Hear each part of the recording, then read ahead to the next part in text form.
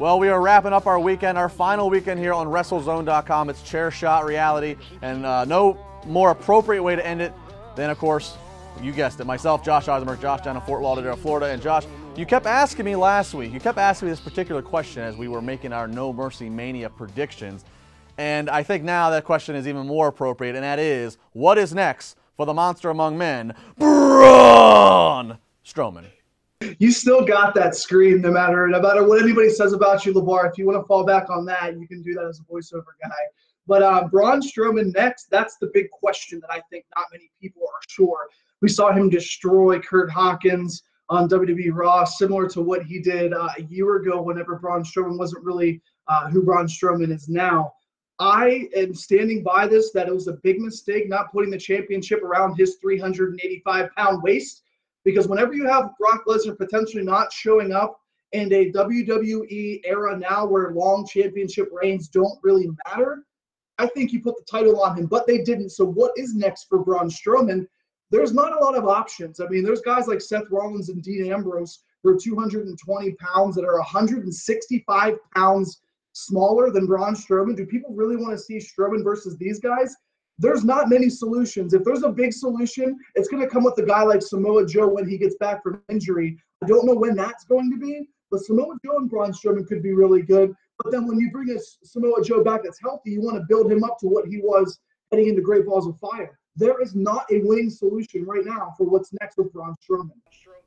I agree with all you said. I predicted they probably wouldn't give the title to Braun, but like you, I thought they really should. This was the time. I see two options for where Braun Strowman's going to go here in the immediate, and I don't like either one of them. I think one option is that we're going to find Braun Strowman as part of a multi-man, multi-team, potentially TLC match in Minnesota in a few weeks at the TLC pay-per-view. Obviously, we can see the inevitable of the Shield reuniting, and I have a feeling because Braun Strowman, is still a top guy in Monday Night Raw's viewing point, that we're going to end up seeing him once again, possibly counterparting Roman Reigns. I could see a Shield versus, Miz Taraj and a Sheamus, Cesaro, and Braun type of thing. I don't know. I just see somehow them putting Braun in that kind of a match, which I don't like that. I don't want to see him and Roman Reigns again. If anything, I'd rather see him join up with Bray Wyatt and let's put Harper in there and let's have unite the Wyatt family again, even if it's only for a short time, like the Shield. The other option that I see potentially for Braun Strowman, we hear all kinds of rumors about Finn Balor, possibly having a match against Brock Lesnar sometime down the road. I say you put Finn. I could see them putting Finn up against Braun Strowman, which would be fresh in some ways. But again, like you said, with the size difference, and like we've said, the size difference of Finn and Brock, I don't really want to see that. And I don't really believe in Braun doing a great deal of selling for Finn, whether he's Finn or the Demon. Well, I think also, Justin, you made a good point with the Bray Wyatt thing. That's something that you're not sure if Bray Wyatt's going to do. And Bray Wyatt and Braun Strowman are very similar to the WWE Universe.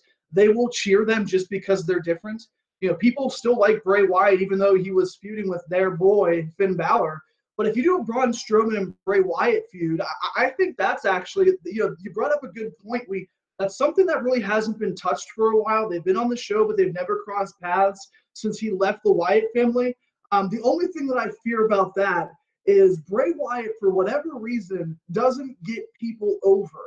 People tried to get Bray Wyatt over, but Bray Wyatt's not at the point of his career where a win against Wyatt is important to anybody, let alone Finn Balor, let alone Braun Strowman, anybody. And as much as I like Bray Wyatt, that's just the character that WWE has built him over the past couple of years. Well, and not to mention that, it seems weird, Braun Strowman being the dominant force that he is, having to be paired with anybody, even if it's for one night only, for a gimmick attraction match. So that's why I try to look. Okay, is there a singles feud for him to have a short singles run? But I don't know. It's really a weird situation WWE's got themselves in, and this is all again assuming that we don't have. I mean, we're assuming that Brock Lesnar's not going to be a TLC, which you kind of think that he should be. Right now, he's champion. He just had a big win against Braun. Minneapolis is still his build hometown, despite him not living there anymore. Obviously, it's where he's got his collegiate background and even short-lived NFL background. But as of now, he's not going to be there. So if he's not there, this might harm Braun Strowman the most. So that's what we got here. Of course, you can chime in on social media with what you think is going to happen with Braun Strowman, what's next for the monster. And Josh, as we said, this is our final moments here on WrestleZone.com after 300 380 episodes, 380 weekends spanned out since late 2009. It's been a fun ride. Any thoughts? Any farewell thoughts?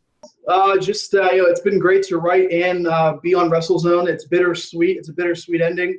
I thank just all the fans who've watched our show over the 7 years, Justin. We started from your apartment, studio apartment, living room, into a beautiful studio now, and me on camera in Fort Lauderdale, Florida. It's been always a pleasure, and I'm excited for things to come. So thanks to the fans. And Justin, personally, thanks to you. Without you, this would be nothing.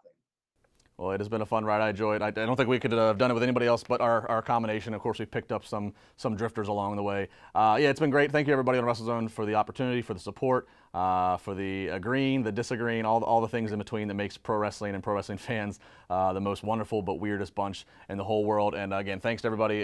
Continue enjoying WrestleZone if that's what you do. We are not going to miss a beat, though. We will be back still every single weekend. Make sure you check out our social media and our YouTube channel Monday morning, as we will have an announcement about where our new home is starting next weekend. And I think it's going to be great for this show, and it's going to be great for our new destination as well, and everybody's going to enjoy it. So farewell, like, share, comment, and we will see you at a brand new destination next week.